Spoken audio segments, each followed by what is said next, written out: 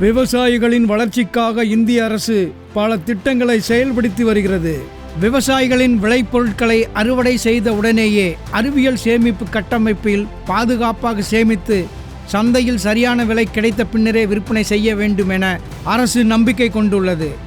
விவசாயிகள் மூலம் WDRA பதிவு செய்யப்பட்ட கிடங்குகளில் வைக்கப்பட்டுள்ள பொருட்களுக்கு விவசாயிகள் வங்கியில் கடன் பெறலாம். இந்திய அரசு டிஜிட்டல் கேட்வே கிசான் உபஜ் நிதியை உருவாக்கியுள்ளது. இதனால் விவசாயிகள் மீண்டும் மீண்டும் வங்கிக்கு செல்ல வேண்டிய அவசியமில்லை. விவசாயிகள் ஜன் சமர்த் போர்ட்டலில் பதிவு செய்வார்கள். கேட்வே விதி இன்ஜின் விண்ணப்பதாரின் தகுதியை சரிபார்த்து பல்வேறு விருப்பங்களை வழங்கும். தேர்ந்தெடுக்கப்பட்ட விருப்பத்தின் அடிப்படையில் சம்பந்தப்பட்ட வங்கி கடன் தொகையை வழங்கும்.